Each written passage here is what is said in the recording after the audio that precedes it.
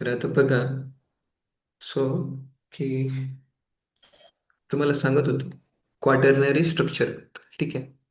तर quaternary structure जर आपण पाहिलं तर क्वाटर्नरी स्ट्रक्चरमध्ये खूप सारे 3D स्ट्रक्चर एकत्र येतात आणि नंतरचे स्ट्रक्चर म्हणतात ते quaternary structure. Proteins are classified into two types on the basis of. ठीक आहे, हे फक्त जस्ट पण एक्झाम्पल्स तुम्ही ध्यानात ठेवा. हिमोग्लोबिन अँड इन्सुलिन हे दोन एक्झाम्पल असे आहेत जे क्वाटर्नरी स्ट्रक्चरचे एक्झाम्पल आहेत बाळांना. तिथे बघा, मोनोमेरिकचा अर्थ काय होतो? Made up of just one polypeptide chain. आणि मल्टीमेरिकचा अर्थ काय होतो? हे जे असतात ते जनरली 3D असतात. मल्टीमेरिक जे असतात ना, ते असतात आपले 4D मध्ये, made up of more than one polypeptide chains. बघा बरं का, made up of more than one polypeptide chain. त्याच्यामुळे तुम्ही पाहू शकता क्वाटर्नरी स्ट्रक्चर जे आहेत ते 3D शेपवाले मल्टीमेरिक प्रोटीन आहेत. मल्टीमेरिक म्हणजे असे भरपूर सारे 3D एकत्र आले आणि नंतर क्वाटर्नरी बनतं. याचं परफेक्ट एक्झाम्पल काय? हिमोग्लोबिन आहे आणि इन्सुलिन आहे. इन्सुलिनमध्ये तुम्ही पाहिलं असेल बायोटेक्नॉलॉजीमध्ये चेन ए आणि चेन बी, हे दोन्ही चेन एकत्र येऊन काय बनतं? तुमचं इन्सुलिन बनतं. याच्यामध्ये पण डायसल्फाइड बॉन्ड प्रेझेंट असतात. हे तुम्ही ऑलरेडी स्टडी केलेलं आहे. आता इथे बघा, two or more polypeptide chains of tertiary structure unite by different type of bond to form quaternary structure. Example, hemoglobin, insulin. Quaternary structure most stable structure आहे. Example काय? हिमोग्लोबिन. त्याच्यामध्ये दोन अल्फा चेन आहेत, दोन बीटा चेन आहेत. Alpha chain मध्ये जर आपण पाहिलं 141 चेन आहेत, अमायनो ऍसिड आहेत. आणि बीटा चेन मध्ये जर आपण पाहिलं तर 146 अमायनो ऍसिड हे असतात. स्टॅबिलिटी जर चेक केलं, ऑफकोर्स क्वाटर्नरी जास्त स्टेबल आहे. नंतर थोडंसं जर त्याला गरम केलं तर बॉन्ड्स ब्रेक होऊन त्याचं स्ट्रक्चर टर्शरी मध्ये कन्वर्ट होतं. त्याला आणखीन जर गरम केलं तर मग बॉन्ड्स तुटतात, सेकंडरी मध्ये त्यांचं कन्व्हर्जन होतं. आणखीन गरम केलं, बॉन्ड्स ब्रेक होतात आणि 1D मध्ये त्याचं कन्व्हर्जन होतं. यालाच म्हटलं जातं denaturation of protein. Denaturation of protein. What do you mean by denaturation of protein? Denaturation of protein म्हणजे टेम्परेचर दिल्यानंतर त्यांचे जे बॉन्ड्स आहेत ते ब्रेक होतात आणि त्याच्यामुळे त्यांचं conversion quaternary to tertiary, tertiary to secondary to 1D होणं. यालाच म्हटलं जातं डिनॅच्युरेशन ऑफ प्रोटीन.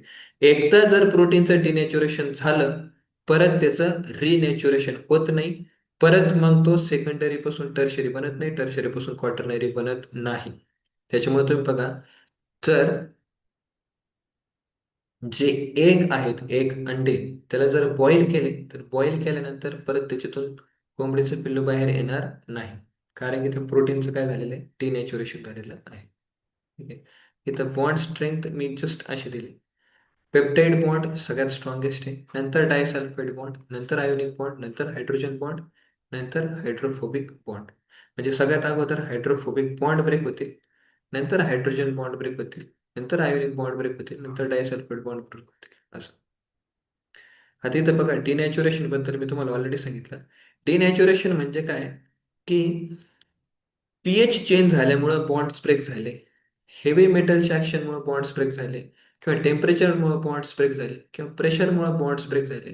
तर बॉन्ड्स ब्रेक झालं त्याच्यामुळे तुम्ही पाहू शकताय हे जे नॉर्मल प्रोटीन असं असतं 3D किंवा 4D मध्ये, तर ते तुम्ही पाहू शकताय 1D मध्ये कन्वर्ट. याला म्हटलं तर डिनॅच्युरेशन. आणि एकदा डिनॅच्युरेशन झालं तर हे प्रोटीन काही फंक्शन परफॉर्म करू शकत नाही. जोपर्यंत 3D स्ट्रक्चर होतं तोपर्यंत त्याने एन्झाईम म्हणून फंक्शन केलं.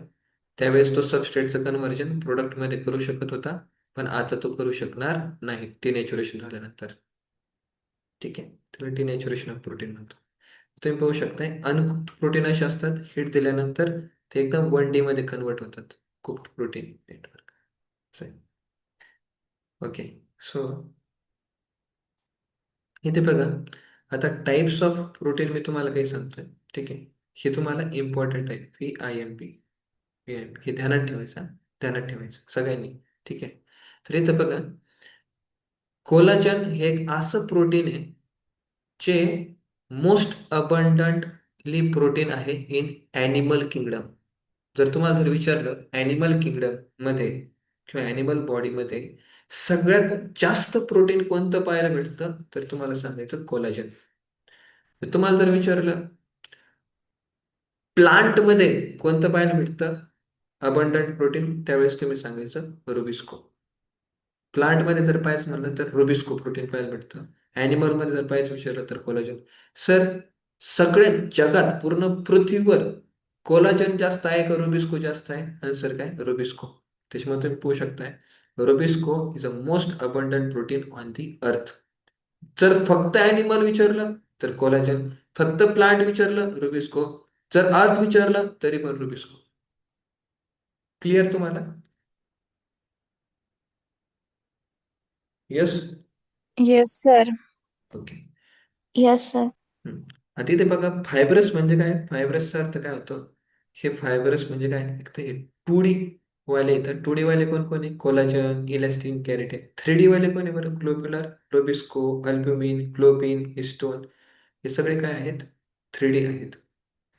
आता इथे आहे ना, हा वाला जो पोर्शन आहे कंपाऊंड वाला, तुम्हाला शिकवणार नाही आता. तो पार्ट एनसीईआरटीचा नाही. ठीक आहे. हम्म. आता हा चार्ट बघ. हा चार्ट एनसीईआरटी मध्ये आहे, आपल्याला तो ध्यानात ठेवायचा आहे. व्यवस्थित हा. कोलाजन हा प्रोटीन आहे का? यस, प्रोटीन आहे. कोलाजन कुठं पाहायला भेटतो? Collagen is found in connective tissue.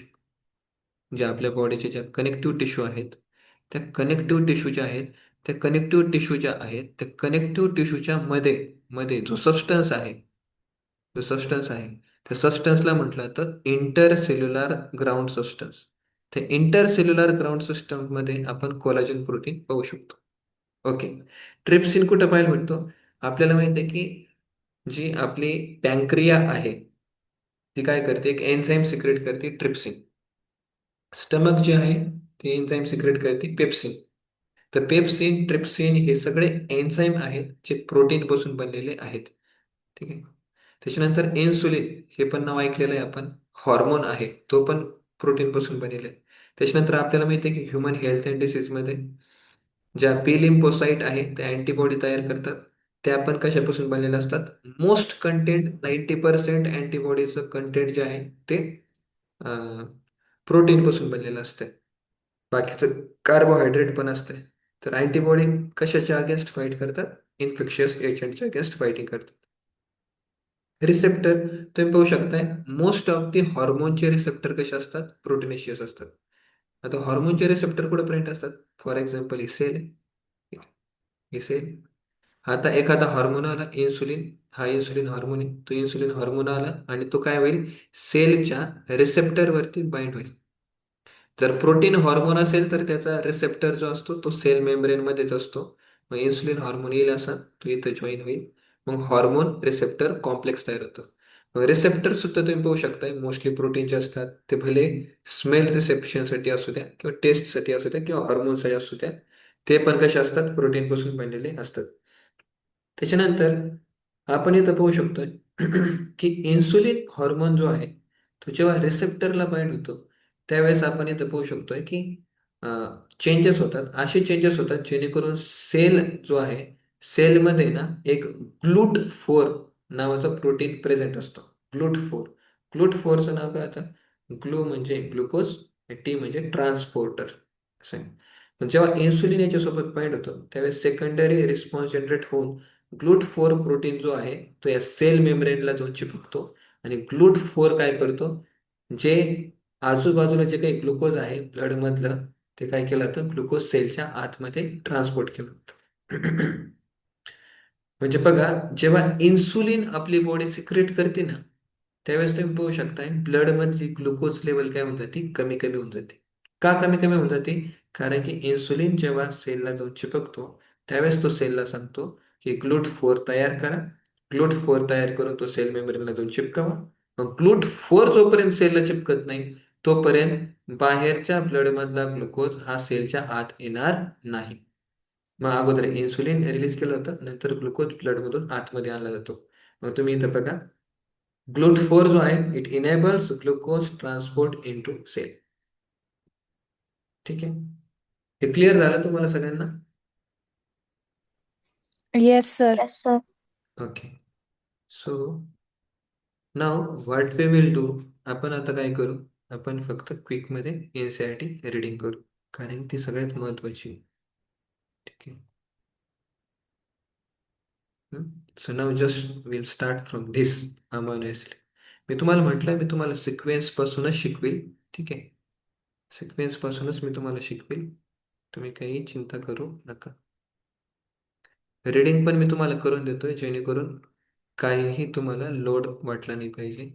कारण तुमचे शेवटचे दिवस आहेत, त्याच्यामुळं नाही तर मी विद्यार्थ्यांना सांगत असतो तुम्ही रीडिंग करा. ठीक आहे. इथे बघा, अमायनो ॲसिड जे आहे ते ऑर्गॅनिक कंपाऊंड आहे. ठीक आहे, ते माहिती आहे आपल्याला. त्याच्यामध्ये बघा, अमायनो ॲसिड जे आहेत त्याच्यामध्ये अमायनो एक ग्रुप असतो, बरोबर आहे. आणि आणखीन कोणता ग्रुप असतो? ॲसिडिक ग्रुप असतो. मग दोन्ही अमायनो ग्रुप आणि ॲसिडिक ग्रुप त्या सेम कार्बनला अटॅच असतात. त्या कार्बनला काय म्हणायचं सांगा बरं? येस. Alpha carbon. त्याच्यामुळे अमायनो ॲसिडला आपण काय म्हणतो?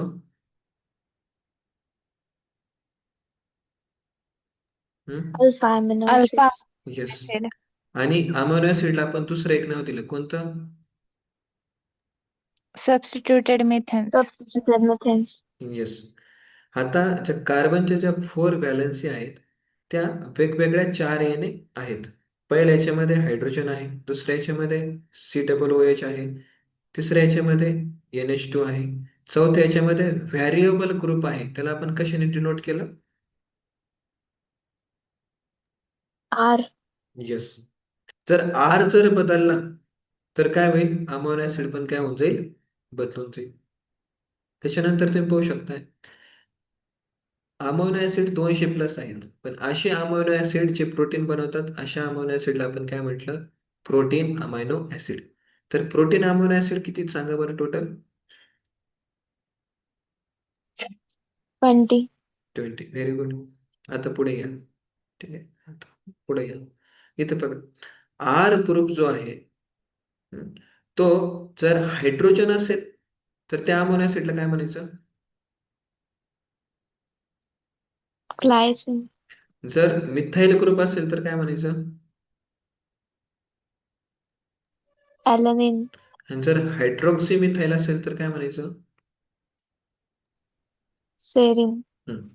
आता हे जे आहेत ते आपल्याला फिगर 9.1 मध्ये दिलेत, तुमच्या समोर येण्यासाठी असेल तर. ठीक आहे. आता इथे बघा, मी तुम्हाला सांगितलं होतं, जे केमिकल आणि फिजिकल प्रॉपर्टीज आहेत अमायनो ॲसिडच्या, त्या इसेन्शियली, बघा बरं का, इसेन्शियली कशा कशावरती डिपेंड आहे? अमायनो ग्रुपवरती, कार्बोक्सिल ग्रुपवरती आणि आर फंक्शनल ग्रुपवरती डिपेंड आहे. विद्यार्थ्यांना बघा, वेळ कमी आहे, पण तुम्हाला समजून जाईल की मी ज्या ठिकाणी अंडरलाईन केलं ना, त्या ठिकाणाहून प्रश्न तयार होईल म्हणजे होईल. ठीक आहे. तुम्ही फक्त वाचत नाही, तुम्ही वाचताना असं बघा की तिथं क्वेश्चन तयार होऊ शकतो, विचारलं जाऊ शकतं. स्टेटमेंट बेस्ड क्वेश्चन्स विचारले जाऊ शकतात. Based on number of amino and carboxyl group आपण पाहू शकतो की 3 टाईपचे अमायनो ॲसिड आहेत. Acidic, example aspartic acid and glutamic acid. Basic, बेसिकमध्ये एक्झाम्पल काय आहे? Histidine, arginine, lysine. आणि न्यूट्रल, न्यूट्रलचे एक्झाम्पल काय आहे? बाकीचे 15. म्हणजे 3ला जर सोडून दिलं, 5ला जर सोडून दिलं, ॲस्पर्टिक ग्लुटामिकला हिस्टिडाइन, ॲलेनाइन, सॉरी, हिस्टिडाइन, ॲस्पराजाइन आणि लायसिन. सॉरी, हा आलं. हिस्टिडाइन, ॲलेनाइन, लायसिनला जर सोडलं तर बाकीचे सगळे काय आहेत? न्यूट्रल आहेत. ठीक आहे. त्याच्यानंतर तुम्ही इथं पाहू शकता, मी तुम्हाला सांगितलं होतं काही ॲरोमॅटिक पण आहेत. कोणते कोणते आहेत? TTP. TTP म्हणजे काय? टायरोसिन, फिनाइल ॲलेनाइन आणि ट्रिप्टोफॅन. ठीक आहे. त्याच्यानंतर तुम्ही बघा, a particular property of amino acid is ionizable nature. Amino ॲसिडची एक प्रॉपर्टी कोणती? आयोनायझेबल. त्याच्यामधला NH2 आयोनायझेबल होऊ शकतो, COOH आयोनायझेबल होऊ शकतात. हे आयोनायझेबल ग्रुप्स आहेत. तर जर आपण वेगवेगळ्या pH मध्ये जर टाकलं ना, तर अमायनो ॲसिडचं काय बदलतं सांगा? स्ट्रक्चर बदलतं. जसं मी तुम्हाला दाखवलं होतं. जेव्हा आपण अमायनो ॲसिडला ॲसिडिक pH मध्ये टाकलं, त्यावेळेस त्याचं स्ट्रक्चर कसं होतं? असं. सॉरी, बेसिक pH मध्ये टाकलं, त्यावेळेस त्याचं स्ट्रक्चर कसं होतं? असं. ज्यावेळेस त्याला आपण ऍसिडिक पीएच मध्ये टाकलं त्यावेळेस स्ट्रक्चर कसं होतं असं. ज्यावेळेस त्याला आपण आयसो इलेक्ट्रिक पीएच वरती टाकलं त्यावेळेस त्याचं स्ट्रक्चर कसं होतं असं. आणि ह्या फॉर्मला आपण काय म्हणतो, be is called as zwitter ionic form. इथपर्यंत क्लिअर आहे का सगळ्यांना, सांगा बरं. Yes sir. Yes sir. आता लिपिड हा आपला पॉईंट नाही आहे, पण आपला प्रोटीन पॉईंट होता, त्याच्यामुळे प्रोटीन जिथं आहे ते आपण डिस्कशन करू. ठीक आहे. आता प्रोटीन इथं आहे. ठीक आहे. अच्छा मला सांगा, प्रोटीन जे आहेत विचार करून सांगा बरं का. Protein are polypeptide, yes or no? Yes sir. आता linear chains of amino acids are linked by peptide bond, fast so. आता इथे मला सांगा, प्रोटीनच्या चेनमध्ये सगळे अमिनो ऍसिड सारखेच असतात का? नाही. पहिला अमिनो ऍसिड ग्लायसिन असू शकतो, दुसरा सिस्टीन असू शकतो, सेरिन असू शकतो, काही असू शकतो. त्याच्यामुळे एवढं नक्की आहे की हे अमिनो ऍसिडचं काय आहे, पॉलिमर आहे. पण मला सांगा, हा होमोपॉलिमर आहे की हेट्रोपॉलिमर आहे, सांगा बरं. हेट्रोपॉलिमर. का बरं हेटेरो, सांगा बरं. हेट्रो म्हणजे काय? हेट्रो म्हणजे वेगळे वेगळे. डिफरंट. हा डिफरंट, डिफरंट अमिनो ऍसिड. ठीक आहे. तर आता इथे बघा की एक्झाम्पल दिले 20, ॲलेनाइन दिली, सिस्टीन दिली. इथं सिस्टीन सांगा बरं कोणता आहे सिस्टीन? सिस्टीन का स्पेशल आहे, का अंडरलाईन केलं सिस्टीनला? Sulphur containing. हा येस, व्हेरी गुड. ठीक आहे.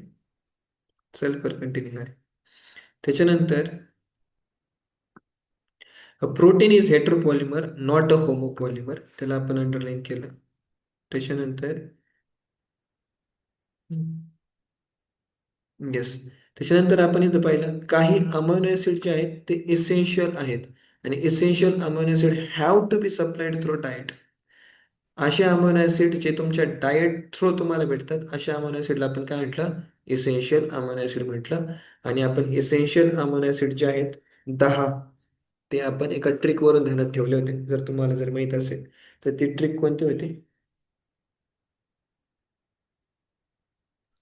ट्राय दिस व्हीआयपी मॉल. हा येस. आता ही ट्रिक तुम्हाला बायोलॉजीमध्ये यूज नाही होणार, पण ही ट्रिक कुठं यूज होईल तुम्हाला, जेव्हा तुम्ही बायोमॉलिक्युल चॅप्टर स्टडी करणार ना केमिस्ट्रीचा, तिथे तुम्हाला यूज होईल. इथं बघा, amino acids can be essential, non essential. जे नॉन इसेन्शियल आहेत ना ते आपल्या बॉडीमध्ये बनले जातात, हे आपण ऑलरेडी डिस्कशन केलं. म्हणजे इसेन्शियल अमिनो ऍसिड असतात ते आपल्याला आपल्या डाएट थ्रू भेटतात. इथे बघा, प्रोटीन्स जे आहेत ते खूप सारे फंक्शन आपल्या बॉडीमध्ये परफॉर्म करतात. जसं आपण इथे लिहिलंय, collagen intercellular substance, trypsin enzyme, insulin hormone, GLUT four enables. हे जे लिहिलंय ना मी, हे जे नो ग्रीन कलरने दिसतंय ना, ह्याच्यावरती जोड्या जुळवा असा एक प्रश्न आला होता एकदा, प्रिव्हियस इयर क्वेश्चन. तर ठीक आहे. Some transport nutrient across cell membrane. ठीक आहे. आपल्याला माहिती आहे सेल मेम्ब्रेनमध्ये प्रोटीन्सच एक मात्र आहे, ज्याच्या थ्रू वॉटर आणि ते भरपूर साऱ्या गोष्टी सेल मेम्ब्रेनच्या आसपास जाऊ शकतात. अँटीबॉडी इन्फेक्टिव्ह एजंट्सला फाईट करतात, काही हॉर्मोन्स आहेत, काही एन्झाईम्स आहेत, असे भरपूर सारे फंक्शन्स आपलं प्रोटीन परफॉर्म करत असतं. इथं बघा, मी तुम्हाला हे म्हटलं ते ध्यानात ठेवा. Collagen is most abundant protein in animal world, while रुबिस्कोझोलाम फॉर्म काय आहे, रायबुलोज बिसफॉस्फेट कार्बोक्सिलेज ऑक्सिजनेज. हा जो आहे तो अबंडंट प्रोटीन आहे इन होल बायोस्फिअर. तुम्ही पाहू शकता इथं मी त्याला कोणता कलर दिला, याचा अर्थ हा PYQ आलेला आहे. क्लिअर इथपर्यंत? Yes sir. Okay. So now without stopping, I'll just complete the our part, structure of protein. तुम्ही म्हणता सर तुम्ही सिक्वेन्सनी का नाही घेत? तर मी तुम्हाला काय सांगा विद्यार्थ्यांनी, मी सिक्वेन्शियलीच घेतोय. NCERT सिक्वेन्शियली शिकवत नाही. अमिनो ऍसिड झाल्यानंतर आपल्याला सांगावं लागेल ना की अमिनो ऍसिड पासून प्रोटीन बनतात. मग प्रोटीनचं स्ट्रक्चर पण लगेच स्टडी करावं ना. हा नाही तर प्रोटीन ॲज मेन्शन्ड अर्लियर ते काय आहेत, हेट्रोपॉलिमर्स आहेत. त्याच्यामध्ये अमिनो ऍसिड प्रेझेंट असतात. आता आपल्या मॉलिक्युलमध्ये आपण जर पाहिलं, इनऑर्गॅनिक केमिस्ट्रीमध्ये आपण वेगवेगळे स्ट्रक्चर पाहतो. त्या स्ट्रक्चरचे असे मॉलिक्युलर फॉर्म्युला असतात. ठीक आहे. ऑर्गॅनिक केमिस्ट्रीमध्ये आपण 2 डायमेन्शनल व्ह्यू पर्यंत आपण स्टडी करतो. पण फिजिसिस्ट जे आहेत केमिस्ट्रीवाले 1 ते 2D पर्यंत जातात. फिजिसिस्ट जे आहेत 3D पर्यंत जातात. पण बायोलॉजिस्ट जे आहेत ना ते कधी कधी 4 लेवल पर्यंत जातात. ते आपण ऑलरेडी शिकवलं, primary structure, secondary, tertiary, quaternary. आता तेच आपण 4 लेवल पाहू. प्रायमरी स्ट्रक्चर असं स्ट्रक्चर असतं ज्याच्यामध्ये आपल्याला अमोनो ऍसिडची सिक्वेन्स कळते, पोझिशन कळते, कोणता अमोनो ऍसिड पहिला आहे, कोणता अमोनो ऍसिड दुसरा आहे. ठीक आहे. आता त्याच्यानंतर जे चेन आहे, त्या चेनमध्ये तुम्ही पाहू शकता एक लेफ्ट एंड असते आणि एक राईट एंड असते. लेफ्ट एंड आपला फर्स्ट अमायनो ऍसिड दाखवतं, राईट एंड आपला लास्ट अमायनो ऍसिड दाखवतं. जो फर्स्ट एंड आहे त्याला म्हटलं जातं यन टर्मिनल. ठीक आहे. First amino acid is left end, right end is represented by last amino acid. इथे बघा, the first amino acid is termed as N terminal and last amino acid is known as C terminal amino acid. Clear आहे इथपर्यंत? Yes, sir. Okay. फक्त थोडं राहिलंय. ठीक आहे. इथं बघा, protein thread does not exist throughout as extended rigid rod. हे नंतर काय होतं, प्रायमरीचं नंतर कशात कन्व्हर्जन होतं, अल्फा हेलिक्स आणि बीटा प्लेटेडमध्ये कन्व्हर्जन होत असते. तर इथं बघा, यांच्यामध्ये काय होतं माहिती आहे का, स्लोली स्लोली हे जे अल्फा हेलिक्स आहे यांच्यामध्ये हायड्रोजन बॉन्ड बनतात आणि अल्फा हेलिक्स बनतात. तर तुम्ही इथं पाहू शकता जे अल्फा हेलिक्स आहेत ना त्यांच्यामध्ये फक्त राईट हँडेड हेलायसिस ऑब्झर्व केले जातात. कोणते? Right handed. हा. पण आता एवढं ध्यानात ठेवा बरं का, प्रोटीन जर म्हटलं आपण इथं लिहितं लिहिलेलं आहे, प्रोटीन जर म्हटलं तर बनली राईट. ठीक आहे. पण जर आपण जर डीएनए जर पकडलं ना, डीएनए डीएनए मध्ये ना राईट हँडेड पण रोटेशन पाहायला भेटतं आणि लेफ्ट हँडेड पण रोटेशन पाहायला भेटतं. असे काही काही डीएनए आहेत, हे ध्यानात ठेवा. पण प्रोटीनमध्ये फक्त आपल्याला राईट हँडेड हेलायसिस पाहायला भेटतात. रिमेंबर दिस पॉइंट. आता कसं ध्यानात ठेवायचं बरं, डीएनए मध्ये 2 पण पाहायला भेटतात. हे पहा, डी आहे, डीचं काय करायचं, बी करा. बी म्हणजे बोथ. डीएनए मध्ये राईट अँड लेफ्ट दोन्ही हेलायसिस पाहायला भेटतात आणि प्रोटीनमध्ये फक्त आणि फक्त राईट पाहायला भेटतात. सर प्रोटीनमध्ये राईट आहे का लेफ्ट आहे एवढं तर कळलं सर, डीएनए मध्ये दोन्ही पण. प्रोटीनमध्ये राईट आहे की लेफ्ट आहे हे विसरले मी. त्यावेळेस तुम्ही ध्यानात ठेवा, प्रोटीनच्या पुढे काय आहे, राईट आहे, आर. क्लिअर इथपर्यंत? Yes sir. Yes, sir. Okay. आता इथे बघा नेक्स्ट, प्रोटीन थ्रेड फोल्ड होतात, फोल्ड होऊन सेकंडरी स्ट्रक्चर बनतं. सेकंडरी स्ट्रक्चर परत फोल्ड होतं आणि एक होलो उलन बॉल लाईक स्ट्रक्चर बनतं. हे ध्यानात ठेवा, होलो उलन बॉल स्ट्रक्चर. याला म्हटलं जातं टर्शरी स्ट्रक्चर किंवा 3 डायमेन्शनल व्ह्यू. 3 डायमेन्शनल व्ह्यू जे असतंय ते खूप इम्पॉर्टंट असतंय बायोलॉजिकल ऍक्टिव्हिटी करण्यासाठी. का? कारण आपल्याला माहिती आहे enzymes exist in 3D form. Enzymes exist in 3D form. Sir इथं बघा, है ना, हायड्रोजन बॉन्ड बनले इथं, डायसल्फाईड प्लस हायड्रोजन.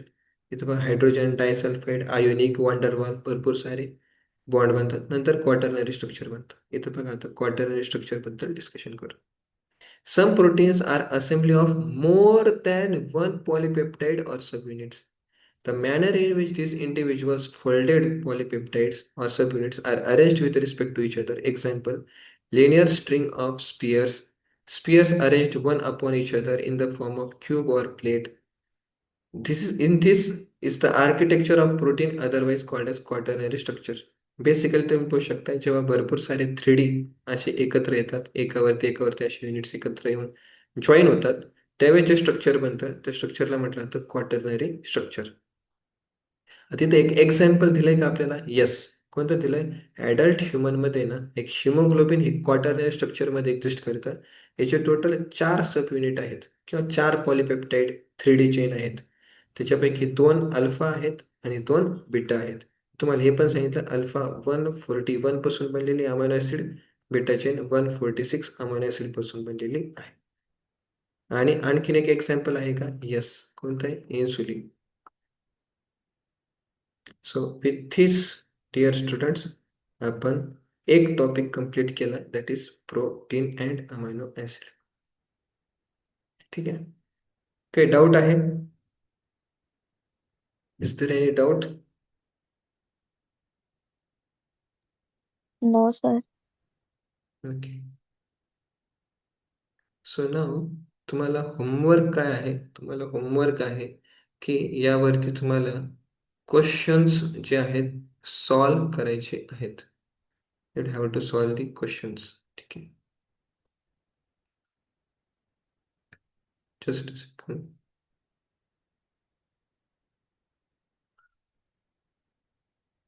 मी तुम्हाला 2-3 क्वेश्चन्स विचारतो.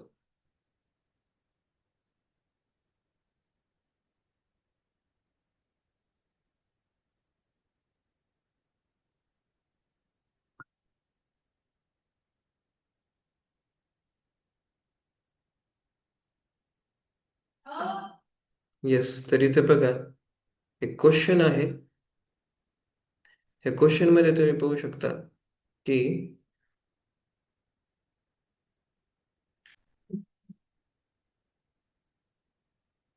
येस, तर इथे बघा एक क्वेश्चन आहे. सांगा या क्वेश्चनचं काय उत्तर येऊ शकतं बरं? पिगमेंट कुठं? Fourth. Yes, fourth. आता फोर्थ हे त्याच्यामुळे हे ऑप्शन्स इलिमिनेटेड. ठीक आहे. Second terpenoids. Second. सेकंड हे आहे त्याच्यामुळे हे ऑप्शन इलिमिनेटेड. आपला आन्सर काय आलं? हे आलं. तसं आपण पाहू शकतो लेक्टिन्स मध्ये कॉन्सन्ट्रेशन ठेवायला पाहिजे, अल्कलॉइड्स मध्ये मोर प्रोटीन. ठीक आहे, हे आपण पाहिलं. त्याच्यानंतर बघा which of the statement is false regarding primary metabolite. सांगा बरं आता. फॉल्स सांगितलंय. इथं बघा प्रायमरी मेटाबॉलाइट्सचं आयडेंटिफायबल फंक्शन आहे का माहिती आहे आपल्याला? येस, त्याच्यामुळे हे फॉल्स नाही. Play normal physiological process. Secondary metabolites are derived from primary metabolites. Lipids are इथं तुम्हाला विचारलं की फॉल्स स्टेटमेंट काय आहे regarding primary metabolite. Option number 3. हां, secondary metabolites are derived from primary metabolites. तर इथं बघा लिपिड्स जे आहेत ते पण आपले प्रायमरी मेटाबॉलिट आहेत. आयडेंटिफायबल फंक्शन आहे and they play a role in normal physiological process. तर तुम्ही पाहू शकताय की जे सेकंडरी मेटाबॉलिट्स असतात ना ते काहीही रोल प्ले करत नाही. ठीक आहे, त्याच्यामुळे ऑप्शन काय येईल तुमचं? 3 येईल. Which of this is a pigment? Carotenoid. Carotene. Third. Yes. Which of this is an alkaloid? Morphine. Morphine. Very good. ठीक आहे. आता प्रोटीन करायचं. प्रोटीन.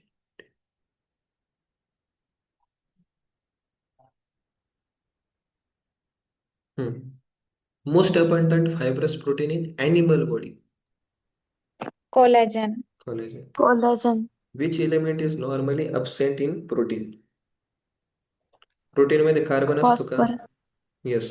नायट्रोजन असतो, सल्फर असतो, फॉस्फरस असतो का? नाही. Very good. त्याच्यानंतर डायपेप्टाइड काय सांगा बरं?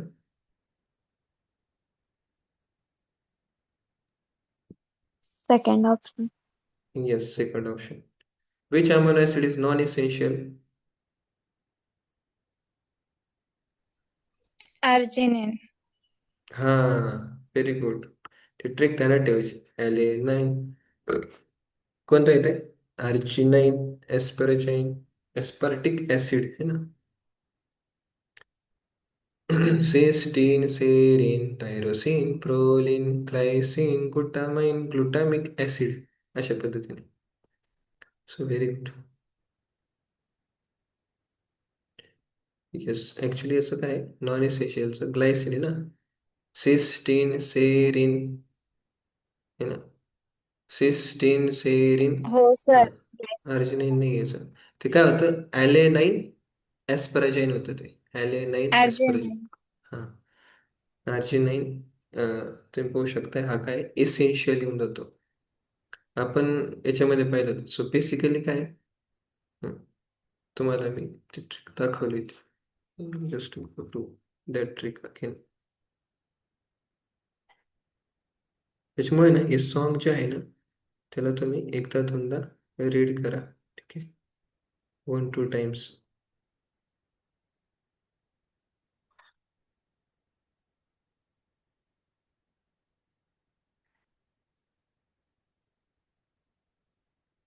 इथे बघा, Glycine.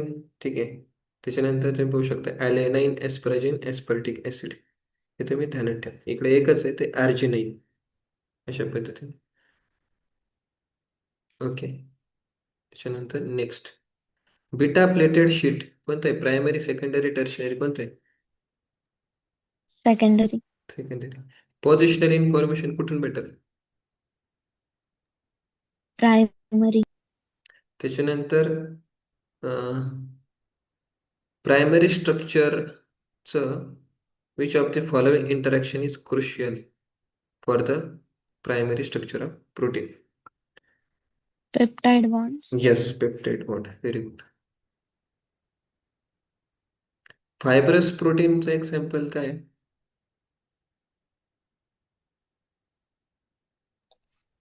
Collagen. Collagen. Collagen. Which protein is related to hemoglobin?